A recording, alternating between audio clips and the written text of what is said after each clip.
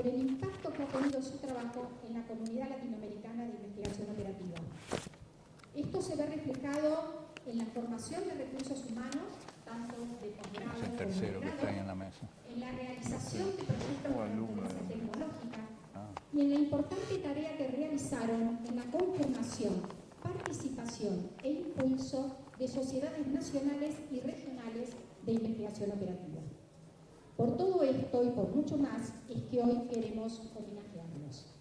En esta primera sesión vamos a comenzar con Andrés Winter de la Universidad de Chile y Hugo Skolnick de la Universidad de Buenos Aires. Le voy a dar la palabra a Rafael Eckstein, que nos hará una reseña de la vida académica de Andrés. Aló, aló. ¿Se escucha bien ahí o no? No, ahí mejor. Muchas gracias. Se cae siempre. Sí, se cae, no hay problema, se nos cae a todos. Bien, un gusto estar acá, un honor estar acá y poder hacer una reseña de Andrés Weintraub. Estoy nervioso, pero no debería estarlo porque tengo el apoyo de muchos amigos y amigas para hacer esto. Así que estoy tranquilo de verdad. Andrés Weintraub, 11 de diciembre de 1942, Santiago de Chile. Andrés estudió la primaria y la secundaria en el Instituto Hebreo de Santiago de Chile para luego estudiar ingeniería eléctrica en la Universidad de Chile. En los últimos años de estudio se acerca a la ingeniería industrial donde conoce a un joven profesor, Eduardo Schwartz, solo un par de años mayor que Andrés, que él lo introduce a la investigación de operaciones.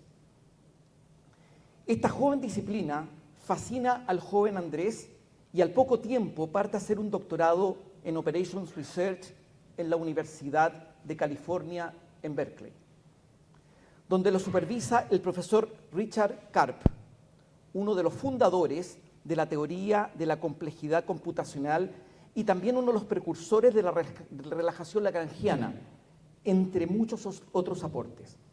Posiblemente motivado por los temas de investigación que aparecían en esa comunidad o grupo de trabajo, Andrés publica en su tesis doctoral un trabajo excepcional. Era un algoritmo que permitía encontrar circulaciones de mínimo costo con funciones lineales. El algoritmo de Andrés tenía propiedades muy valiosas desde la perspectiva de la complejidad computacional y lleva su nombre en la literatura. Es Weintraub's algoritmo, algo así, Andrés. Este algoritmo ha sido motivo de revisión y estudio por parte de la comunidad de operaciones hasta el día de hoy.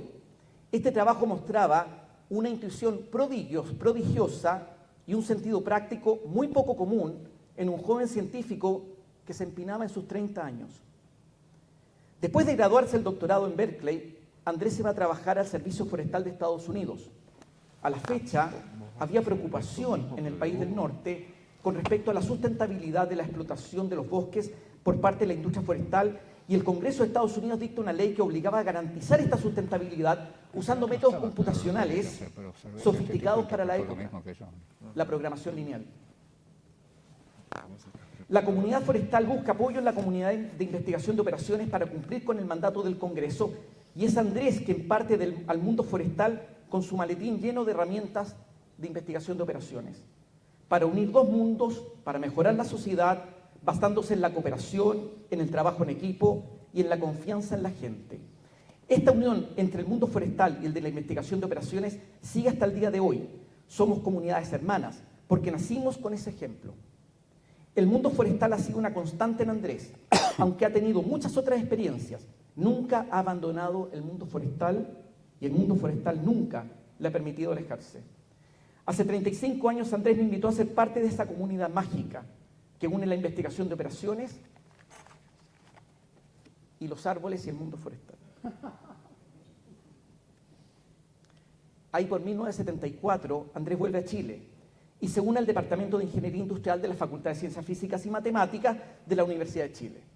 Un ambiente similar a la Facultad de Ciencias Exactas y Naturales de la UBA, pero con menos biología y más ingeniería. Empieza a aparecer el carácter del científico y del académico, desarrolla sus convicciones más íntimas y las plasma en su forma de trabajar. ¿Y cuáles son esas convicciones? Yo diría que las convicciones de Andrés que han marcado su trabajo son: 1, confianza en en las personas; 2, confianza en las personas; 3, confianza en las personas; 4.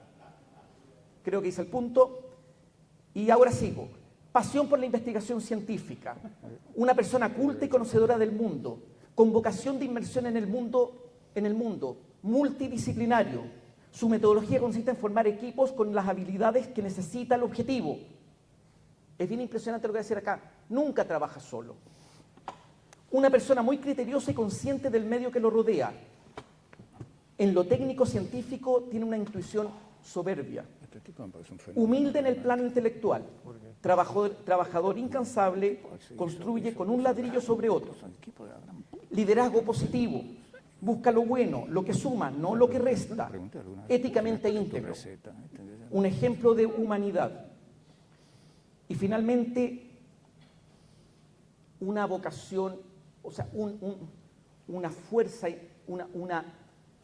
una pasión por la investigación con impacto. No es que la otra investigación no sea valiosa, es muy valiosa, pero si algo caracteriza a Andrés es buscar el impacto, cómo ayuda a la sociedad la investigación. Los estilos y los liderazgos que se transmiten dentro de una organización o de un grupo marcan a la misma, los liderazgos marcan a la organización. Yo creo que por eso la convivencia en Ingeniería Industrial de la Chile ha sido tan enriquecedora, un lugar donde todos nos alegramos del éxito del amigo o colega. Estoy copiando las palabras que siempre ha dicho Andrés y que nos han permeado a todos. Alegrarse del éxito del otro. Y obviamente saber disfrutar del éxito propio también, porque la vida no siempre tiene momentos lindos.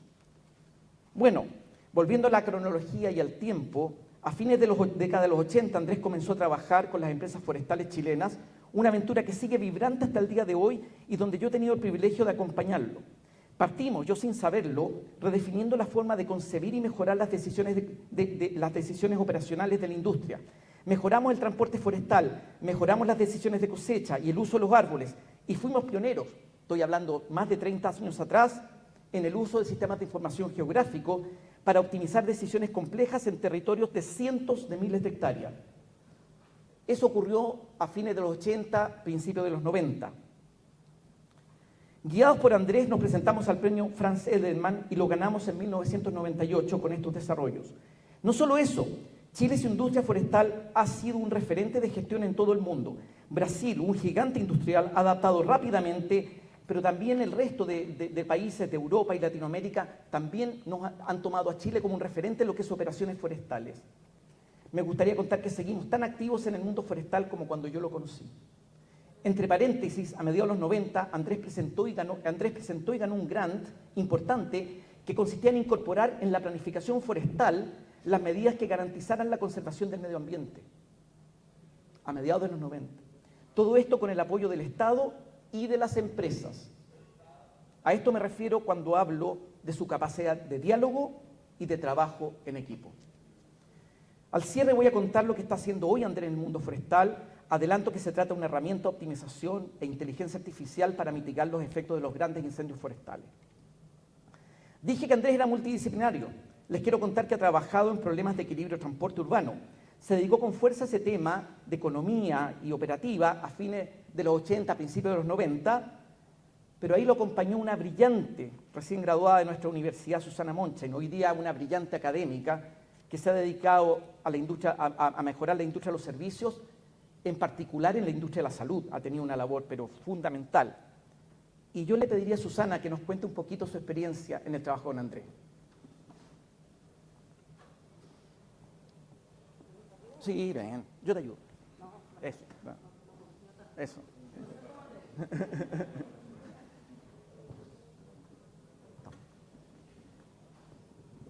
Hola a todos.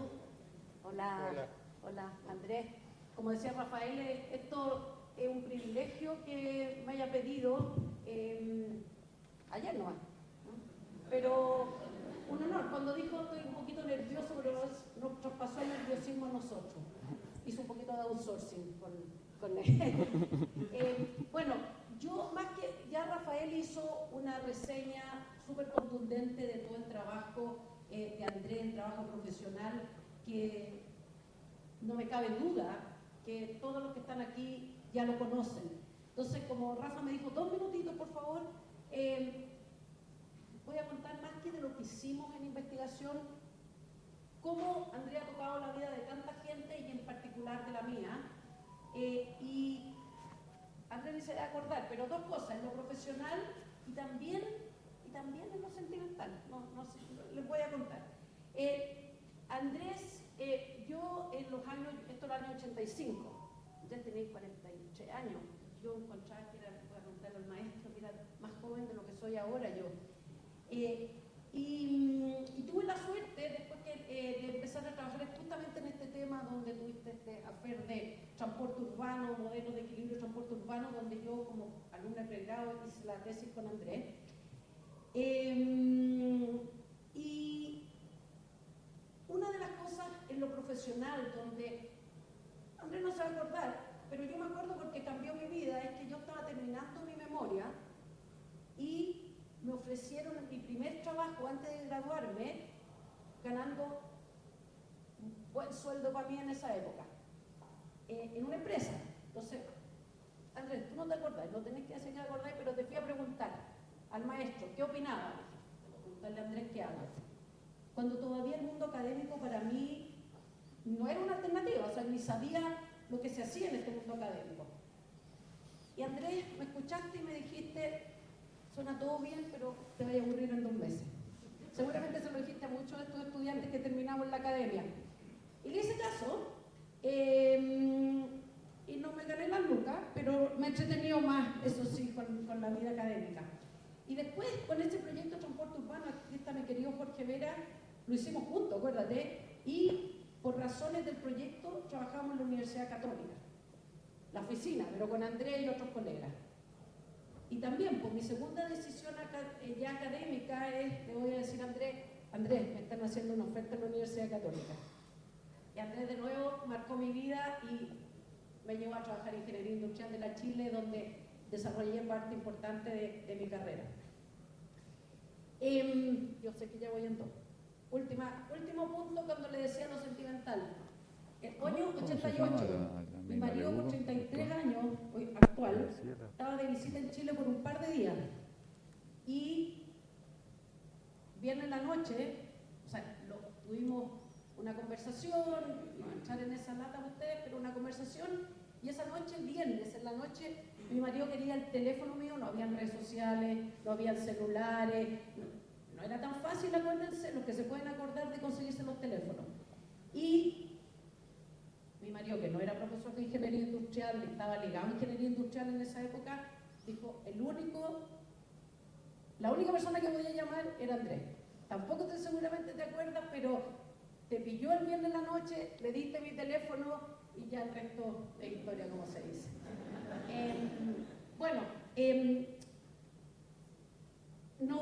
Esas 2 formas que parecen menores determinaron cómo ha sido mi vida en estos 30, 40 años desde que conocí a Andrés. Nomás desearte, no sé si, mira, aquí los que son sobre todo los sobre 40, que habrán escuchado o lo habrán sentido que la vida pasa volando a medida que nos ponemos más viejos. Los años se hacen más cortos y alguna vez leí que es cierto, porque hay muchas hipótesis, pero una es que cuando estamos niños, cuando estamos jóvenes, tenemos muchas experiencias nuevas y nuestro cerebro se demora en almacenar esas experiencias, entonces todo se nos hace más largo. Yo creo que con Andrés no es el caso. Yo creo que los próximos 10 años que vamos a estar celebrando los 90 con tanta iniciativa nueva, con tantos proyectos nuevos, con su fútbol, yo creo que es de los pocos que la excepción hace la regla, que los 10 años no me cabe duda que los que siguen van a ser súper largos para Andrés y te deseo que además de largos sean muy felices.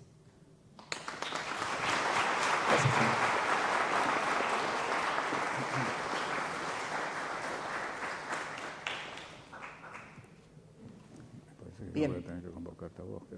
Está acá Gabriel Weintraub, hijo de Andrés, quien heredó hoy día profesor de Stanford, creo que eso lo dice todo, heredó el talento de su mamá. No sé de qué se ríen. No sé de qué se ríen. Pero la vocación tiene que haber sido importante, Andrés. Gabriel, si querés te paso... No, como tú quieras.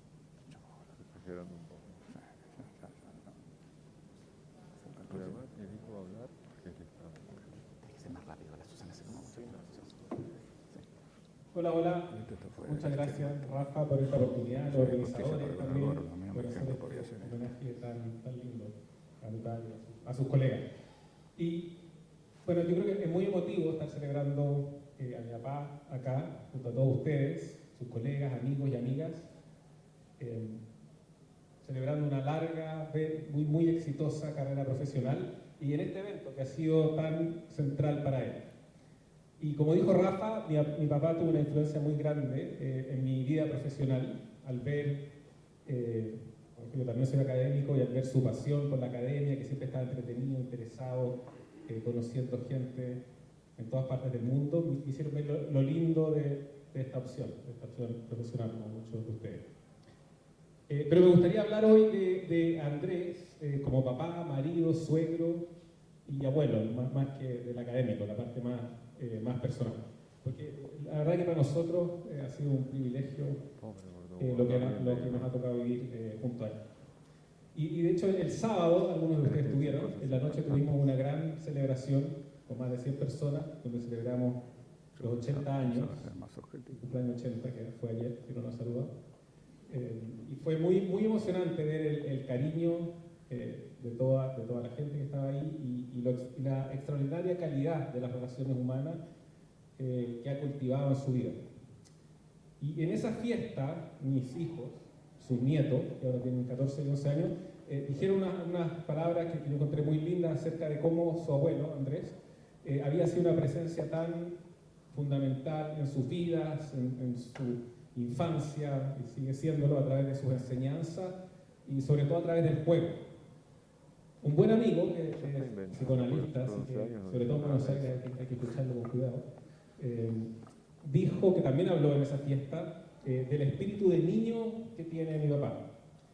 Y creo que ese espíritu, si ustedes lo conocen bien, es lo que lo ha hecho tan divertido para mis hijos, para nosotros, porque juega como niño, goza de la vida como un niño, es optimista y tiene la energía de un niño y por supuesto grita los goles, ojalá vayan a Argentina, como un niño. Y al mismo tiempo, cuando tiene que ser adulto, un académico serio, dar un consejo sabio, también lo hace y lo hace muy bien. Y esto, creo que todo esto refleja lo que mi papá ha sido para nosotros, siempre presente para sus hijos, sus nietos, para mi mamá, su esposa, de toda una vida y para toda la familia, con una generosidad infinita, con su amor y cariño. Por eso yo le quiero dar las gracias, desearle un muy feliz cumpleaños, decirle que lo queremos mucho y ojalá, como sea en la tradición judía, como dijo Susana también, que sea hasta los 120, con salud y mucha felicidad y alegría. Muchas gracias. Creo que son 130. La tradición, vivir mucho. ¿Eh? La tradición es vivir mucho. ¿Cuál es la tradición? Son 130 años que dicen los judíos que se desean vivir. Me parece que son 130. No sé. Como dije, Gabriel se ha dedicado a temas de economía y operativa. Está en la frontera. Entre otros, ha desarrollado la teoría de construir mercados, market design. Construir la teoría que permita a la sociedad intercambiar bienes y servicios en forma mucho más eficiente. Las nuevas tecnologías han permitido llevar esta teoría a la práctica y provocan que la sociedad sea mucho más eficiente en los intercambios. Aquí aparecen temas como las subastas y las variadas formas en que podemos comprar y vender bienes y servicios hoy día con la Internet y con las tecnologías digitales. Somos muchos los que nos hemos involucrado en este tipo de desarrollo, no solo Gabriel, también Marcelo Olivares, Guillermo Durán, yo mismo y tantos otros colegas. Pero creo que la primera experiencia que nos abrió los ojos a todos en este nuevo mundo fue cuando a fines de los años 90 diseñamos y construimos un método para licitar los servicios de alimentos en los colegios públicos de Chile. Ahí trabajé con Gabriel también con Marcelo, Denis, Marcel, tantos colegas que hay acá presentes. Y recientemente también construimos el sistema de admisión escolar. Marcelo trabaja en temas de cómo asignar los órganos en los trasplantes. Licitamos el espectro radioeléctrico 5G en Chile. Y todo esto está amarrado a ese trabajo original que partió cuando hicimos licitaciones. Licitamos acá en Buenos Aires con Willy, en los colegios, los servicios de Internet. Todo esto con publicaciones científicas y con buenos papers y buenas experiencias. ¿Y por qué llegó a nosotros? Porque había una crisis en Chile en los temas de licitación y la directora de la dirección que estaba a cargo de esto contactó a Andrés. Y Andrés le dijo que me contactara a mí. No sé si lo hizo por generosidad o porque pensaba que era un cacho. Pero en concreto, Andrés tuvo la génesis que gran parte de lo que hemos hecho nace de un colega generoso que entrega oportunidades al que está sentado al lado. Bien, seguimos con los testimonios. Acá está Richard Weber, quien es nuestro director de departamento, nuestro jefe, así que tenemos que darle la palabra. Richard llegó al departamento en el año 2000 desde Alemania, no hablaba nada de español, pero hablaba alemán. Se dedicaba al data mining, que para nosotros eran ciencias esotéricas en ese tiempo, y él pensaba que con los datos se podían tomar mejores decisiones. Cuéntanos un poco qué ha pasado con eso, Richard. Ya no habla alemán. Muchas gracias, Rafael.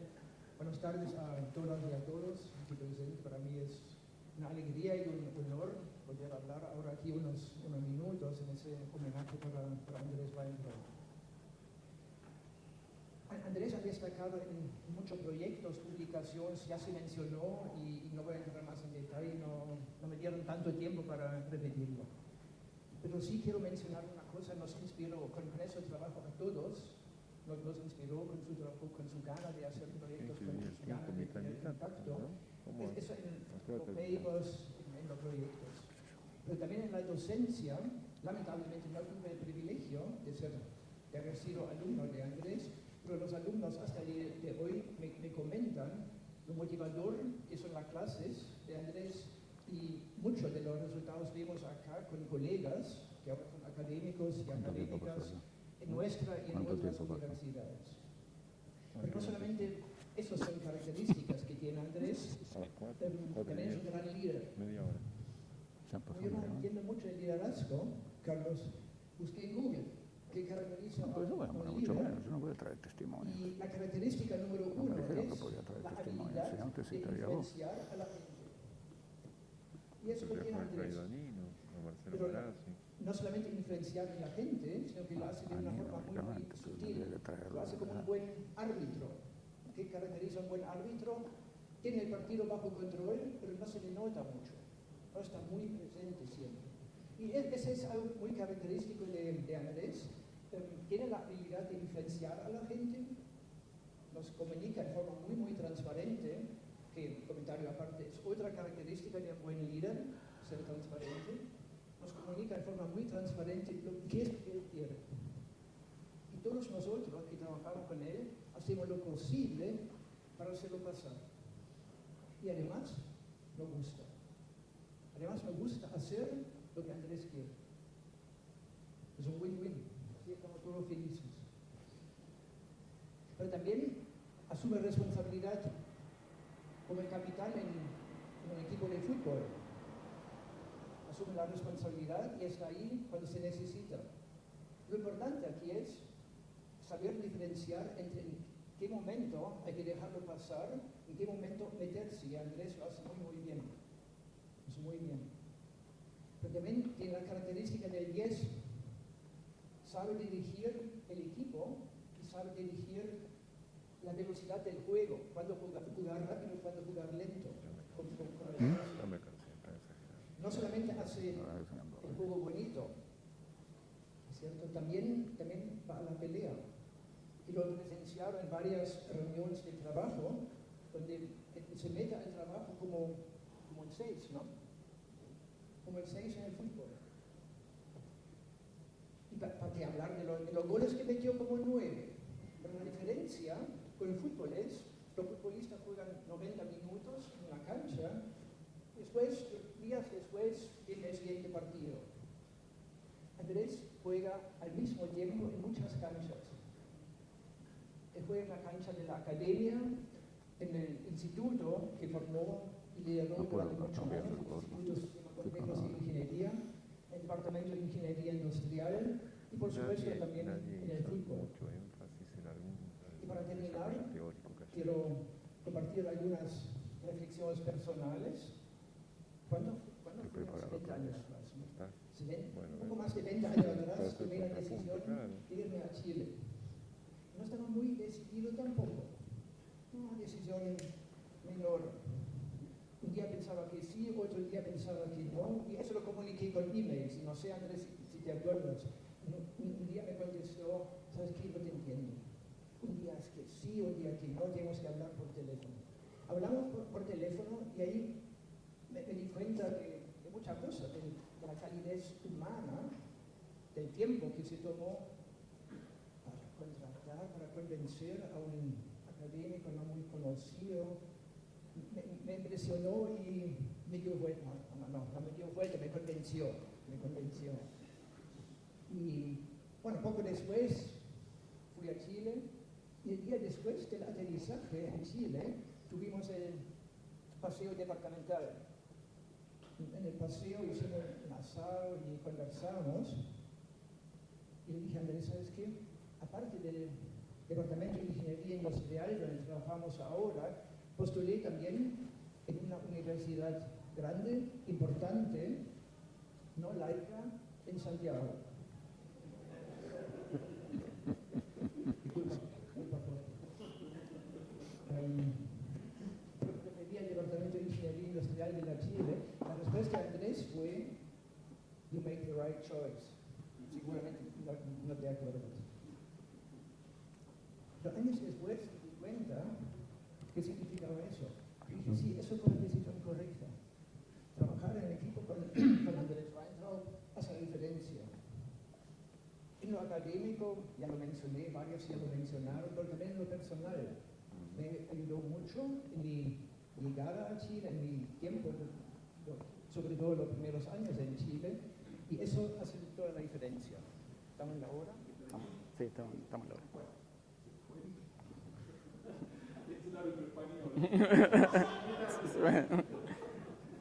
Alemán toma mucho más tiempo. Andrés, quiero darte la gracia por lo que has hecho por mí, para la comunidad aquí reunida y mucho más que lo que vimos acá, para el Departamento de Ingeniería Industrial y por supuesto para el futuro. Muchas gracias.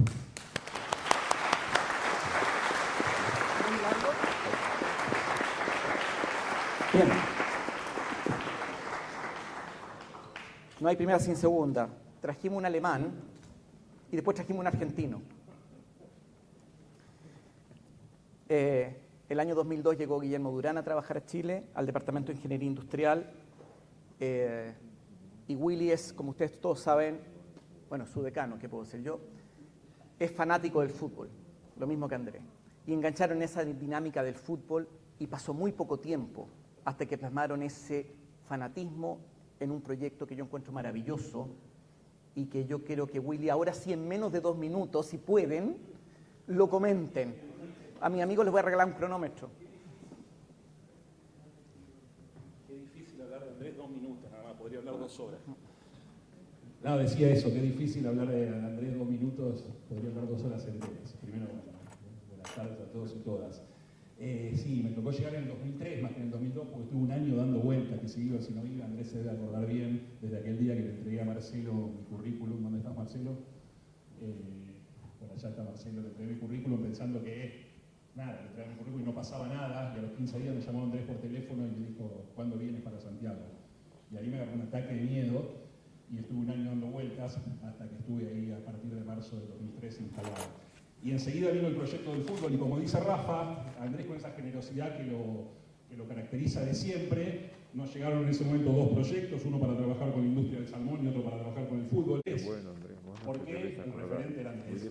Y Andrés, como bien dijo Richard, pasaba la pelota y la pasaba muy bien, Yo ahí me transformé en Molina, seguramente, porque Andrés además tenía esa característica de hacernos mejores a todos, así como Messi hace mejores a su compañero, Andrés nos hizo a lo largo de todo este tiempo mejores a todos. Y entonces Molina hizo el gol que hizo el otro día y yo me siento que fui Molina, como le pasó a Richard o como le pasó a Rafa, gracias a que estaba Messi ahí distribuyendo la pelota. Y hicimos ese trabajo en el fútbol y en los Salmones, hoy llevamos 17 años trabajando con el fútbol de Chile, como 10 o 15 trabajando con la industria del salmón, y siempre con esa generosidad de Andrés que sabía repartir el juego.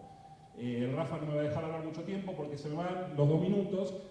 Tengo infinidades de anécdotas desde el momento en que llegué y por supuesto estaba solo en Santiago, necesitaba una garantía para arrendar el departamento y por supuesto el primero que venía decía Andrés, acá está mi garantía.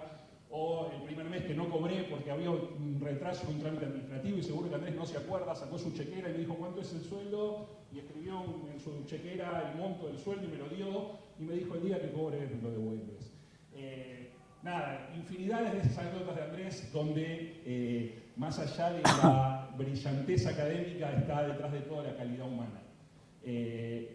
Hace no tanto tiempo también nos daba ese mensaje: trabajemos con los que nos llevamos bien. Digo, si estamos en la academia, esas son otras enseñanzas que yo aprendí de Andrés. Si estamos en la academia, que ganamos mucho menos plata que en la industria, tenemos que llevarnos bien con los que están alrededor. Pasémosla bien con los que trabajamos. Y hace poco, me tocó a mí hace poquito asumir una responsabilidad importante acá en la facultad, de vuelta. Siempre Andrés, al que uno iba y le preguntaba qué opinaba ante una oportunidad laboral, profesional. Entonces le conté a Andrés que tenía la posibilidad de asumir un importante cargo acá en esta facultad. Y me miró y me dijo, cada vez que me pasó algo así, lo que yo me planteé fue pensar si lo que iba a hacer con ese cargo iba a ser importante, trascendente. Si no era lo que me importaba la tarjetita que dijera el cargo. Si lo que te importa es la tarjetita, di que no, me dijo. Y si lo que te importa es que estás convencido que con donde te vas a sentar vas a poder transformar la realidad, di que sí. Y me miró y me dijo, pero no te engañes. Digo, tienes que estar convencido de lo que piensas. Nada, una anécdota en este caso para mí personal, pero que muestra lo que Andrés siempre estaba pensando y siempre iba, golpeaba la puerta, y me pasó a mí, pero nos pasó a todos los que estamos acá, golpeaba la puerta y nos preguntaba cómo estábamos, cómo iba nuestra investigación, cómo iba nuestra familia, cómo estábamos, si estábamos publicando o no, si estábamos contentos con lo que estábamos haciendo, siempre con la palabra justa para hacernos mejores. Y como decía Rafa, siempre con el objetivo de que fuéramos mejores y con la felicidad que le daba a él de que fuéramos mejores. Y eso no es una cualidad muy común. Nada, mi vida profesional cambió a partir de que conocí a Andrés y a Rafa, pero hoy estamos homenajeando a Andrés, cuando le toque a Rafa diré esa parte. Desde aquel día que me dijeron, que me veían a mí medio lagrimeando los fines de semana, y me dijeron, a partir del fin de semana que viene te pagamos los pasajes para que vayas a Buenos Aires todos los fines de semana. Cosa que también cambió mi vida. Y esos fueron estos 2 señores que están acá. Nada, digo, disculpas, fui un poco autorreferencial, pero digo, me parece que varios de los que estamos acá, lo veo a Marcelo, a Marcela, a Jaime, tenemos anécdotas similares para contar de lo que ha significado Andrés en nuestras vidas. Y lo mínimo que teníamos que hacer como comunidad es homenajearlo en este lugar, que era lo que correspondía. Así que nada, gracias.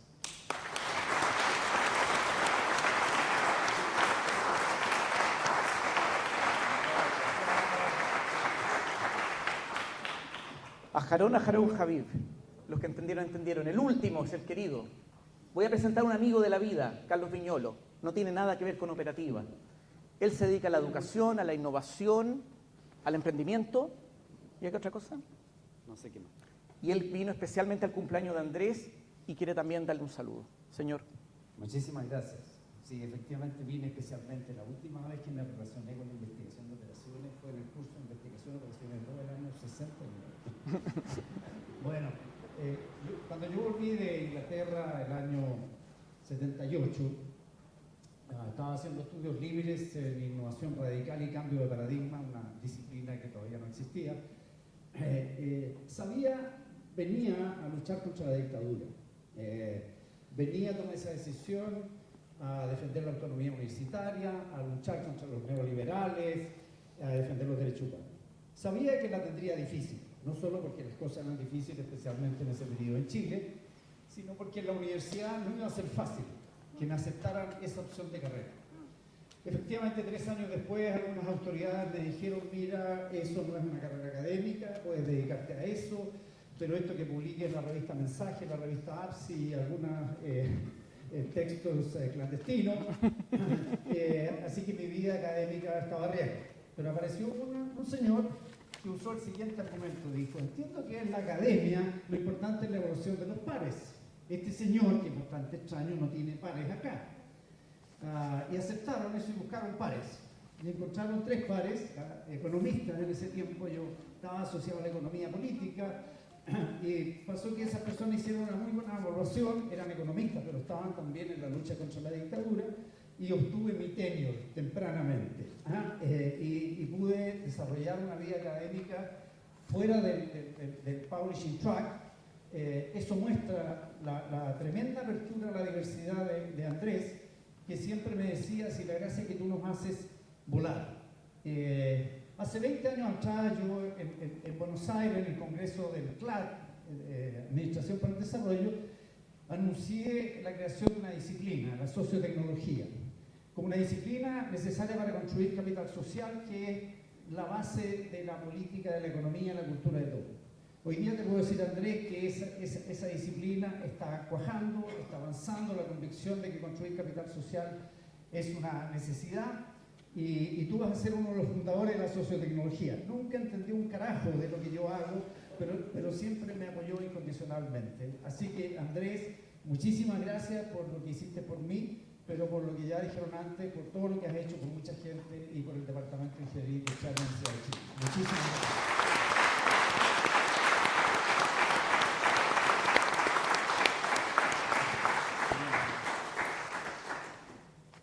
Bien, ya terminaron los testimonios y ahora vamos a cerrar, Javier. Voy a contar nomás en qué está Andrés ahora. Andrés está dedicado a los nietos y al fútbol. Y en sus tiempos libres echó a andar un proyecto increíble que tiene que ver con desarrollar herramientas de inteligencia artificial y optimización para mitigar los efectos de los mega incendios forestales que están ocurriendo con el cambio climático. Andrés formó un equipo, 15, 20, no sé cuántos jóvenes que están empezando su vida profesional y académica, y académicos de distintas facultades y departamentos. Es el equipo multidisciplinario más grande que has tenido, creo yo, o uno de los más grandes, si no el más grande. Partió primero con un gran chileno, se ganó un par de gran chilenos, porque una cosa es tener entusiasmo, pero para funcionar hay que tener recursos, consiguió los recursos. Y ahora fue parte de un grant de la Unión Europea muy grande, y sucede que ahora Chile, junto con Cataluña, junto con Estados Unidos, con Canadá, somos parte de una organización mundial que está estudiando cómo mitigar los efectos de los incendios, estos mega incendios que aparecen ahora. En eso está Andrés ahora. Diría que está más activo que nunca, tiene harta plata, así que salimos a comer, compramos computadores, la pasamos bien.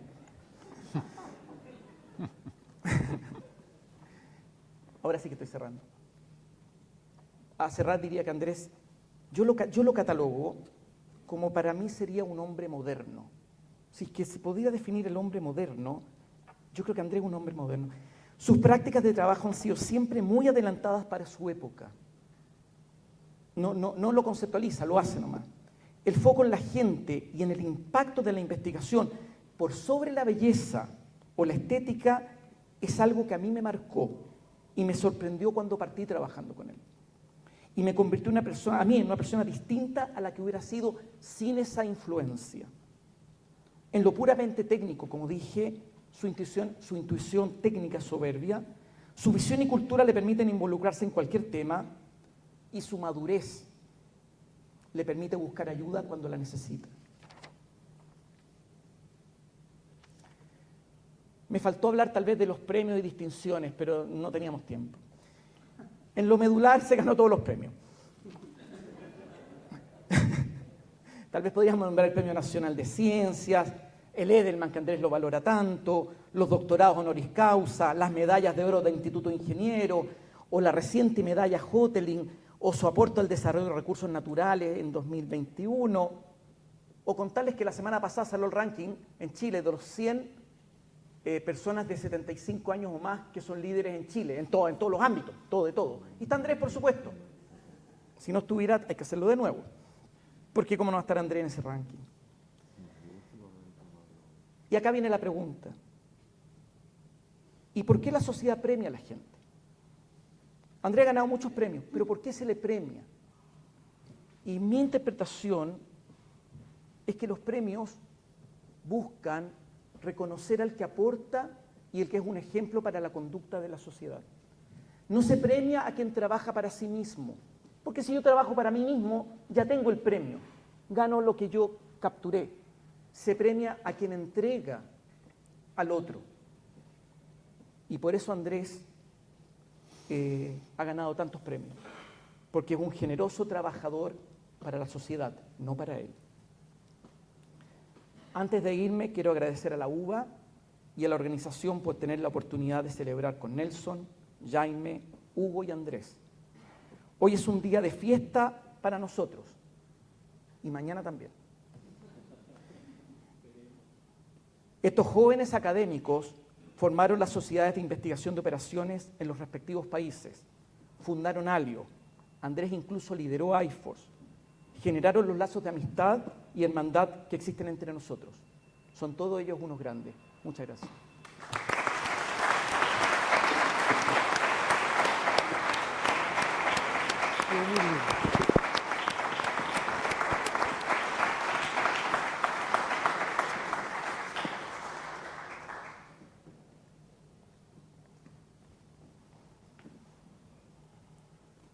¿Cuánto me pasé?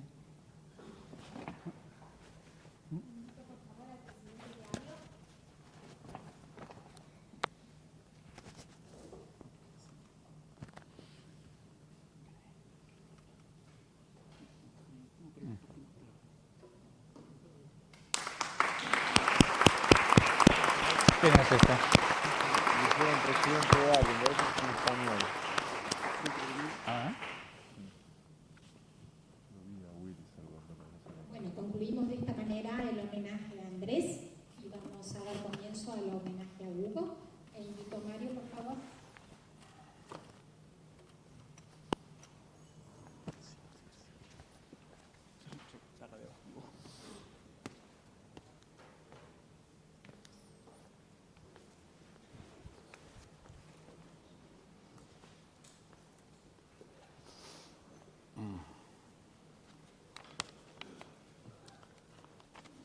buenas tardes.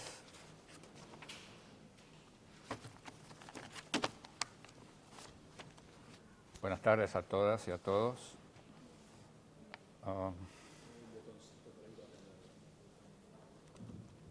Buenas tardes a todas y a todos. Es una honra para mí haber sido convocado para este homenaje a Hugo y bueno, voy a hacer todo lo posible, no llegando a los merecimientos que nuestro homenajeado tiene. Hugo nació en Avellaneda el 20 de junio de 1941, el Día de la Bandera, 121 años después de la muerte del general Belgrano, uno de los próceres de la Argentina. Su padre era inmigrante ucraniano de Zhytomyr y llegó a la Argentina con 11 años, se recibió de médico en la Universidad de Buenos Aires. Su mamá, argentina, era hija de inmigrantes rusos y era maestra. Hugo es el mayor de 3 hermanos. Hugo cursó estudios primarios en la escuela, cursó estudios primarios y secundarios en escuelas públicas, como era común en aquella época en la Argentina, que todo el mundo cursaba estudios primarios y secundarios cuando cursaban secundarios, no todos cursaban secundarios, todo el mundo cursaba ciertamente estudios primarios en escuelas públicas y que tenían una valoración mucho mayor que las escuelas privadas en aquellos tiempos. Entonces él cursó estudios primarios en la escuela número 1 de Avellaneda y secundarios en el Colegio Industrial número 1, también de Avellaneda, donde se recibió de técnico químico. En esa época, todos los niños y jóvenes estudiaban en escuelas públicas. Se ejerció la profesión química en las empresas Dusilo y Ferrum. En su adolescencia gustaba de nadar, jugar ajedrez y, comillas, hacer pirotecnia. Claro, yo le pregunté esto a Hugo antes de preparar este homenaje. ¿Qué te gustaba hacer en la adolescencia? Y me dijo eso. Y yo no le pregunté qué quería decir con hacer pirotecnia, porque me dio miedo. Se recibió de licenciada en matemáticas en esta facultad en 1964. De sus tiempos de estudiante, recuerda que no le gustaba que se enseñara matemáticas sin referencias al mundo real.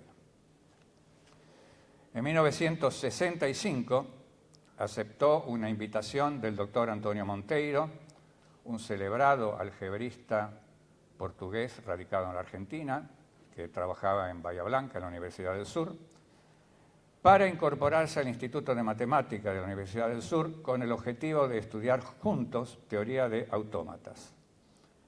Monteiro, claro, era un algebrista reconocido internacionalmente. Hugo era un recién graduado. Como Hugo necesitaba de usar la mítica computadora Clementina, la primera computadora que tuvo esta universidad y esta facultad, Ciencias Exactas, para sus investigaciones, Hugo precisaba viajar a Buenos Aires cada 2 semanas y mantenía un estrecho contacto con Eduardo Ortiz, que es otro prestigioso matemático argentino, ya fallecido, creo que el año pasado o hace 2 años. Este año. Eduardo Ortiz lo invitó a dar un curso de autómatas en la Facultad de Ingeniería de la Universidad de Buenos Aires. Así lo hizo y a comienzo de 1996, Ortiz le propuso crear un laboratorio de matemática aplicada en esa facultad, la Facultad de Ingeniería. Por eso Hugo volvió a Buenos Aires y en marzo de 1966 comenzó a plasmar en realidad lo que las autoridades de la Facultad de Ingeniería habían prometido. El panorama político era complejo, tanto a nivel nacional como universitario, y así llegamos a la noche de los bastones largos y a la presentación de las renuncias de la mayoría de los docentes, tanto profesores como auxiliares. Hasta 1996, o sea, entre 1963 y 1966, en la Argentina fue presidente Arturo Illia, que era del partido Unión Cívica Radical del Pueblo en esa época, y fue derribado por una dictadura militar que duró desde 1966 hasta 1973.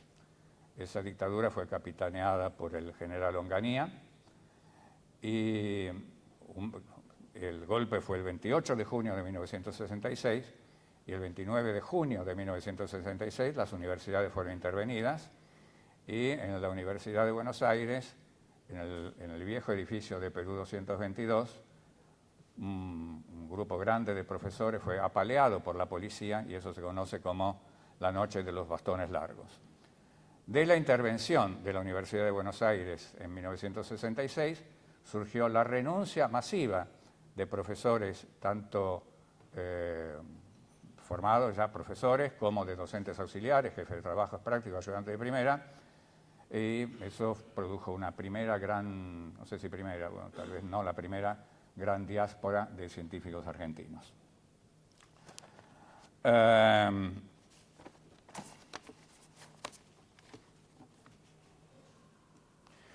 aquella época todos los días salían en los diarios, las noticias en el día de hoy fueron a presentar las renuncias de los docentes, bla, bla, bla, etcétera y tal, que fueron aceptadas rechazando sus términos.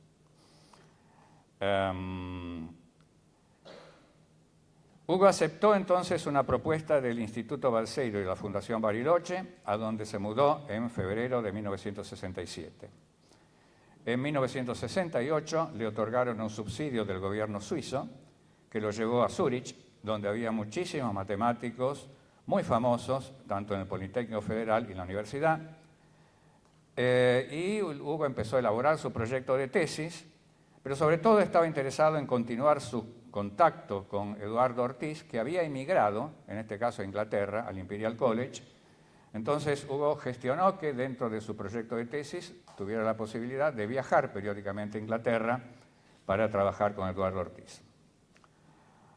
De esta manera, Hugo completó su doctorado en la Universidad de Zúrich. Su tesis versó sobre ajustes con modelos de funciones de variables separables, cuya principal familia de ejemplos corresponde al caso de que algunas variables aparecen linealmente en el ajuste que uno quiere hacer y otras de manera no lineal.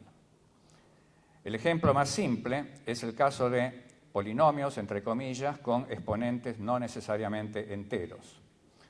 Todos sabemos que ajustar funciones con polinomios es un problema traicionero. Los coeficientes a cero ajustados, en este caso, aparecen linealmente y son justamente los coeficientes del polinomio. Si queremos mejorar la calidad de determinados ajustes, decidimos que los exponentes, en vez de ser enteros fijos, como 0, 1, 2, 3, son números reales desconocidos. De esta manera, cuando ajustamos una función de ese tipo a datos, tenemos que descubrir no apenas los coeficientes que aparecen linealmente, sino también los exponentes que aparecen no linealmente. En su tesis, Hugo descubrió cómo resolver bien ese tipo de problema. Para ello, en vez de considerar que se trataba de minimizar una función que dependía juntamente de variables lineales y variables no lineales, consideró que se trataba de minimizar una función que dependía solamente de las variables no lineales, ya que las lineales eran automáticamente determinadas por procesos lineales por la necesidad de minimizar. Ahora bien, para resolver ese tipo de problemas se debía calcular el gradiente de la función objetivo con relación a las variables no lineales, o sea, la derivada total en relación a esas variables. En principio es una tarea engorrosa y cara. Lo que nunca había sido observado, y Hugo descubrió en su tesis, es que la tarea no era tan cara ni engorrosa porque se reducía a calcular no la derivada total, sino apenas la derivada parcial en relación a las variables no lineales. El método de Hugo para ajustes con variables separables se hizo famoso rápidamente. El cálculo de las derivadas primeras estaba totalmente elucidado, pero el cálculo de las derivadas segundas, necesarias para la aplicación del método de Newton, precisaba de análisis adicionales. Esto motivó diversos artículos sobre derivadas de pseudoinversas, con y sin la participación de Hugo. La subrutina escrita por Hugo, llamada probar, ¿era probar o era varpro? Era probar, fue usada por muchos años y tal vez todavía lo sea. La técnica de minimización con variables separables introducida por Hugo Skolnick fue perfeccionada y generalizada, por ejemplo, para contemplar la presencia de restricciones a lo largo de los años y continúa siendo objeto de uso y de estudio en los campos de análisis numérica y optimización. Las técnicas introducidas por Hugo en su tesis de doctorado son usadas desde entonces en los software más avanzados para ajuste de modelos y tienden a cobrar mayor importancia en los tiempos actuales, signados por las prácticas de aprendizaje de máquina, aprendizaje profundo y aprendizaje a través de datos. Hugo volvió a la Argentina en 1970. En aquellos años bulliciosos se gestó el modelo mundial latinoamericano, proyecto del cual Hugo se tornó vicedirector y director del modelo matemático. El modelo mundial latinoamericano surgió como respuesta a un modelo del Club de Roma, desenvuelto en el MIT y descrito en el libro Los límites de crecimiento. Este modelo ecoaba la vieja hipótesis malthusiana de contraposición entre crecimiento rápido de la población y crecimiento lento de los recursos naturales. Como consecuencia, sustentaba la receta de control de la natalidad y detención del proceso de crecimiento de los países del tercer mundo. El grupo de científicos latinoamericanos, liderado por Amílcar Herrera, que elaboró el modelo mundial latinoamericano, partió de hipótesis diferentes. En este proceso, Hugo fue encargado, primero, de estudiar el modelo del Club de Roma en el propio ámbito de su creación y con la disponibilidad de discusión con sus autores. Sus conclusiones fueron devastadoras. El modelo del Club de Roma no solamente contenía serios errores conceptuales y matemáticos, sino que también adolecía de un inconveniente fatal, la inestabilidad numérica.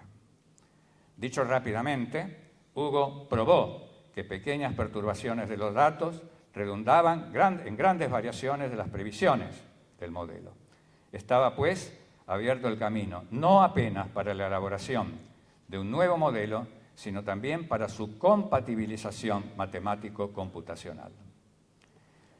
El modelo mundial latinoamericano, también conocido como modelo Bariloche, está descrito en el libro Catástrofe o Nueva Sociedad, título en castellano, está traducido en muchas lenguas, y es un título muy feliz que espeja la propuesta del llamado modelo conceptual, que se halla en la base del modelo mundial latinoamericano. El modelo conceptual sostenía que la catástrofe sería evitable si la sociedad mundial se organizaba no con la lógica usual del capitalismo, sino con objetivos humanamente dignos, resumidos en la satisfacción de las necesidades básicas, salud, educación, vivienda, seguridad.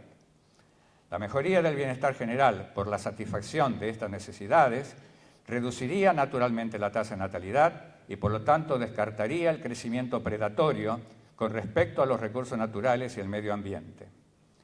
La factibilidad de este modelo requeriría una planificación global y su viabilidad dependía, a su vez, de supuestos económicos razonables, como la posibilidad de sustitución entre capital y mano de obra. El modelo matemático, dirigido por Hugo Skolnick, mostró la consistencia de los argumentos conceptuales, usando las técnicas de optimización y computación disponibles en aquella época. Al mismo tiempo, el modelo matemático se prestó a numerosas simulaciones alternativas y a aplicaciones restrictas a regiones y países. Entre las técnicas matemáticas empleadas por el modelo se encuentra la de ajuste con variables separables, de la cual ya hablamos, que se usaba para la regresión de la esperanza de vida o de la tasa de natalidad en función de variables socioeconómicas, y la minimización sin derivadas para optimizar la esperanza de vida sujeta a las restricciones de satisfacción de las necesidades básicas. De esa manera se conseguía la política óptima en términos de alocación de capital y mano de obra. Es curioso que muchos autores actuales reivindiquen en la actualidad los aciertos del modelo del Club de Roma, motivados por la presencia del drama que representa el calentamiento global, cambio climático, la deterioración del medio ambiente y la desertificación. Lo hacen con buenas intenciones porque, a fin de cuentas, los prerequisitos para la aplicación del modelo mundial latinoamericano en lo que se refiere a planificación, gobernabilidad global y objetivos primarios humanitarios no se han dado en los últimos 50 años y no parece que se darán a corto plazo. Sin embargo, es de lamentarse el hecho de que se desconozca un instrumento analítico mucho más preciso y responsable como es el modelo mundial latinoamericano. Por otro lado, tenemos informaciones, felizmente, de que estudios vinculados al modelo mundial latinoamericano están siendo realizados recientemente en la Argentina, en particular en esta facultad, hecho del cual no podemos menos que nos congratular. En su primer regreso a la Argentina, Hugo compatibilizó su posición en la Fundación Bariloche con un cargo de profesor en dedicación simple en la Facultad de Ciencias Exactas de la Universidad de Buenos Aires. Fue en esa época que yo conocí a Hugo, aunque en esa época no nos aproximamos, ya que mi vocación matemática estaba emigrando desde el álgebra ordinal y el análisis no estándar para el análisis numérico de tipo de ecuaciones diferenciales parciales, como dije esta mañana. Hugo, por otra parte, había aglutinado a su alrededor un grupo de brillantes jóvenes matemáticos que se iniciaban en optimización. Llegamos así a septiembre de 1974, fecha en la cual el gobierno de Isabel y López Rega coloca en el ministerio a un médico fascistoide que, como primera medida, entroniza en el rectorado de la UBA a un nazista declarado, el cual decreta la cesantía de todos los docentes de la universidad, parte de los cuales serían progresivamente reincorporados con cuentagotas. Como resultado de eso, Hugo y yo, que era jefe de trabajos prácticos con dedicación integral en esta facultad, yo me quedé sin empleo e inicié un proceso de búsqueda que terminó en la Fundación Bariloche, claro, contratado, no apenas yo, sino otros colegas que también habían quedado cesantes, gracias a la decisión de Hugo Skolnik. Mi viaje a Bariloche, en un Citroën 13B, fue interrumpido en Neuquén por terribles inundaciones. Tal vez algunas personas más antiguas se acuerden que en 1976, ¿estaba hablando? Me confundí la fecha ahora. 1975, hubo horribles inundaciones en la Argentina, en la región de Neuquén. Inundaciones que anegaron la ciudad de Neuquén por varios días. En esos días, y en una biblioteca pública, estudié un apunte manuscrito de Hugo sobre los elementos más básicos de la optimización numérica. Eso es lo único que yo sabía de optimización al llegar a Bariloche, cuando tuve las primeras reuniones con Hugo. Para mi sorpresa, Hugo consideraba que sabía lo suficiente para encarar cuestiones en abierto. Esa actitud contrastaba con la de otros veteranos de la Fundación que recomendaban una cuidadosa lectura de las obras magnas de ciertos autores famosos antes de animarse a pensar por cuenta propia. Algún tiempo después, en mi tesis de doctorado, registré el siguiente agradecimiento: a Hugo Skolnik, que me enseñó la audacia para abordar problemas. Creo que esa osadía me llevó, y lo llevó a Hugo varias veces, a descubrir la pólvora. Pero descubrir la pólvora no está mal, y uno entiende mejor la pólvora descubierta que la revelada por una explosión ajena. Pensándolo bien, tal vez era esto que Hugo se refirió cuando me habló de la pirotecnia de su juventud. Bariloche parecía un retiro muy tranquilo hasta el golpe militar genocida de marzo de 1976. Pero en pocos meses pasó a ser un encierro en donde conocidos eran presos, secuestrados o asesinados sin aviso previo. La Fundación Bariloche estaba en peligro y varios de nosotros sentimos que nuestros propios pellejos estaban en peligro. De este lamentable episodio surgió un entrañable ejemplo de solidaridad latinoamericana. En uno de sus viajes a Brasil, en encuentro con el profesor Cándido Méndez, celebrado sociólogo y politicólogo brasileño, fundador del Instituto Universitario de Pesquisas de Río de Janeiro y líder de la universidad que lleva su nombre y el de su abuelo, Hugo relató las vicisitudes que se vivían en la Argentina y el profesor Cándido, sensibilizado, prometió que ante cualquier dificultad seria él contrataría a todos los miembros del grupo de Bariloche vinculados al modelo mundial latinoamericano. Fue así que, después de breves y tormentosas vacaciones en Buenos Aires y tras una larga conversación con Hugo, voy a hacer como mis antecesores, que Hugo no se debe acordar, o sí, no sé.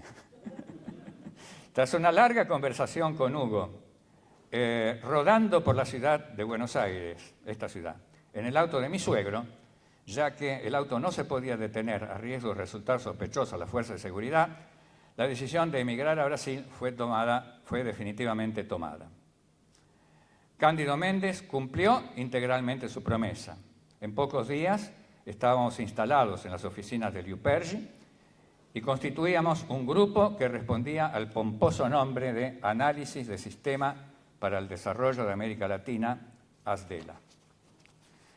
No solo Cándido Méndez nos regaló con esta inequívoca muestra de solidaridad latinoamericana y afecto brasileño, o solidaridad brasileña y afecto latinoamericano.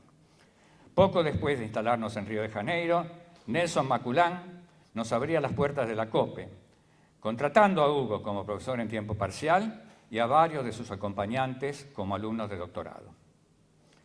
Gracias a esa conjunción de almas generosas, yo terminé mi tesis de doctorado y continué mi carrera después en Campinas.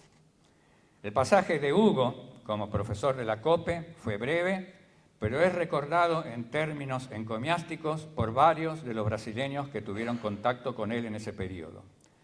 El profesor Adilson Xavier, actualmente titular retirado de la COPE, recuerda su pasaje como el de un cometa que iluminó las carreras de varios estudiantes e influenció de diferentes maneras las cosmovisiones de otros profesores. Cometa por el hecho de que el cometa aparece, permanece poco tiempo y se va, ¿no? En 1976, Brasil vivía la abertura, entre comillas, lenta y gradual de la dictadura militar bajo el comando del presidente Geisel. Es necesario recordar que, en comparación con la dictadura que se comenzaba a vivir en la Argentina, nos parecía un paraíso democrático. Hubo amenazas de endurecimiento. En abril de 1977, el gobierno Geisel, temeroso de perder la mayoría en el Parlamento, sancionaba el llamado Pacote de Abril, por el cual se definía un conjunto de senadores vitalicios, jocosamente denominados senadores biónicos. En septiembre de ese año, un general de la línea dura amenazaba articular la sucesión de Geisel en un sentido claramente fascista, con la entronización de su propio nombre como candidato oficialista. Felizmente, Geisel reaccionó a tiempo, destituyendo al revoltoso y favoreciendo la elección de su propio candidato, que no era gran cosa, pero bueno, bajo cuyo gobierno, y tal vez contra su propia intención, la abertura democrática fue finalmente posible. Hay un notable ejemplo de los ambiguos momentos que se vivían en esos tiempos en Brasil, en comparación con la Argentina. El notable ejemplo es el siguiente. En un evento organizado por Cándido Méndez, se encontraron Hugo con Mário Henrique Simonsen, que era ministro de Economía de Brasil. Hugo tuvo la oportunidad de exponer los fundamentos y desarrollos del modelo mundial latinoamericano, y aquí vale la pena hacer un paréntesis. Hugo tenía en ese momento 36 años y ya había defendido el modelo mundial latinoamericano en varios foros internacionales, delante de autoridades políticas, económicas y académicas de diferentes tipos y orientaciones. O sea, hay una característica de coraje personal y académico en Hugo que vale la pena destacar. Después de ese encuentro, Simonsen debía volver a Brasilia, pero resolvió aprovechar el tiempo invitando a Hugo a acompañarlo hasta el aeropuerto para conversar sobre política económica y modelos en su auto oficial, con regreso a la casa donde Hugo vivía, con el mismo auto y chofer. Simonsen llegó a proponerle a Hugo una posición de asesor, lo que Hugo no estaba en condiciones de aceptar por más de una razón. Es muy significativo que esto ocurriera en Brasil todavía bajo el régimen militar, mientras que en la Argentina lo único que Hugo habría podido esperar de un paseo en auto oficial sería ser secuestrado. Por razones familiares, Hugo volvió definitivamente a la Argentina en julio de 1979. A partir de trabajos sobre modelos que realizaba para la CEPAL, tuvo la oportunidad de ir a Chile y gozar del estatus de funcionario de la ONU, pero prefirió quedarse en la Argentina por las mismas razones que había regresado. Tras algún tiempo sin empleo, fue llamado de Astilleros Astarza para resolver el famoso Plate Development Problem, desafío que Hugo encaró con suceso, definiendo el problema en términos de optimización no lineal. Después de Astarza, actuó como consultor privado para Dinner Citibank, donde desarrolló con Víctor Roay y Ricardo Maronna el primer sistema de scoring de la Argentina. Posteriormente fundó varias empresas: Turbosistemas, Sociedad Anónima, Pampa Software Technology, Sociedad Anónima, Encryptel, Sociedad de Responsabilidad Limitada, Firmas Digitales, Sociedad de Responsabilidad Limitada, y Certisur, Sociedad Anónima. De estas, solamente la última actualmente sobrevive. Volvió a la Facultad de Ciencias Exactas como profesor titular, director del Instituto de Cálculo y director del Departamento de Computación, que creó en 1985. Fue asesor del rector de la Universidad de Buenos Aires y de los consecutivos secretarios de Ciencia y Técnica en el periodo ya democrático. Representó a las universidades nacionales en la Comisión Nacional de Informática creada por el presidente Alfonsín. Actualmente, Hugo es profesor consulto en esta facultad y dirige el posgrado en Seguridad Informática de la Universidad de Buenos Aires, en donde dicta la materia criptografía. Al mismo tiempo es gerente de ARSAT, Argentina Satélites, formando parte de la gerencia general. En ARSAT comenzó como asesor en 2009 y montó la gerencia de tecnología informática en 2011 para construir el data center. Tras un intervalo a partir de 2013, regresó en febrero de 2020 para racionalizar el desorden dejado por el gobierno de Macri. Son palabras de Hugo estas. De ahí pasó a trabajar en criptografía postcuántica, coordinando el desarrollo de Cryptocom, sistema de seguridad criptográfica que responde a este paradigma. Preguntado sobre las razones que lo llevaron a la criptografía, Hugo menciona a su profesor en 1962, el ingeniero Roque Carranza, quien le prestó el primer libro que había sobre el tema. Después leías lo que podías sobre este asunto, pero en el más estricto secreto, lo que, convengamos, suena bastante criptográfico. No por ello, sin embargo, abandonó la optimización, contribuyendo a la formación de muchos optimizadores argentinos, sea personalmente, sea a través de su entrañable grupo Nelly, Maite, Carmen, conocido como las Chicas de La Plata. Yo no convoqué testimonios sobre las actividades de Hugo, pero me hubiera gustado convocar aquí una de las personas que acabo de mencionar, que infelizmente falleció. Se trata de Nelly Daschevez, Nelly, que fue una entrañable discípula de Hugo, entrañable amiga de todos nosotros, entrañable compañera, y que infelizmente no está aquí con nosotros para homenajear a Hugo. Nelly falleció hace 2 o 3 años, creo. Finalmente, no podríamos dejar de mencionar su pasión por el Go y otros deportes radicales. En efecto, los rumores de que en Río de Janeiro practicó asa delta son verdaderos. Como asa deltista no prosperó, pero como jugador de Go llegó a la presidencia de la Asociación Argentina que representa a los practicantes de este juego. Para terminar, no podría dejar de enfatizar que en este acto estamos homenajeando a Hugo, Andrés, Nelson y Jaime, que con ello estamos dando una modesta indicación de nuestra confianza en la unidad latinoamericana, ibero-latinoamericana, en el plano científico-cultural. Unidad que, y en esto no soy yo quien lo dice, sino las personas que entienden de geopolítica, por lo menos en Brasil, se encuentra en la base de la posibilidad de construcción de un mundo multipolar, más pacífico, más solidario, más justo, más racional, más equitativo, menos desigual y más sustentable. Al final, ese era el mundo que estaba en los sueños de Amílcar Herrera, de Hugo y de los otros elaboradores del modelo Bariloche. Muchas gracias.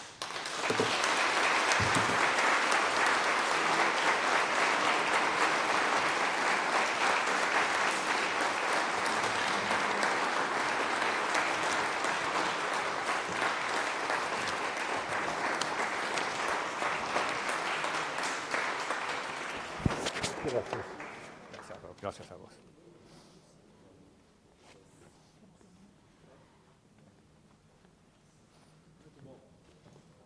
Por favor, el presidente Ario.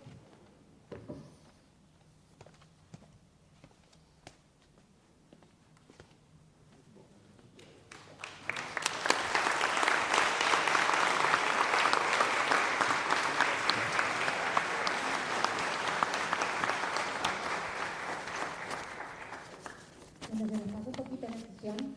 A continuación tenemos la sesión en homenaje a Jaime y a Nelson. No sé, Javier, ¿a qué hora querés empezarla? No. 5 minutos. Bueno, en 5 minutos entonces empezamos con la próxima sesión. La rompiste muy bien. Yo tenía miedo de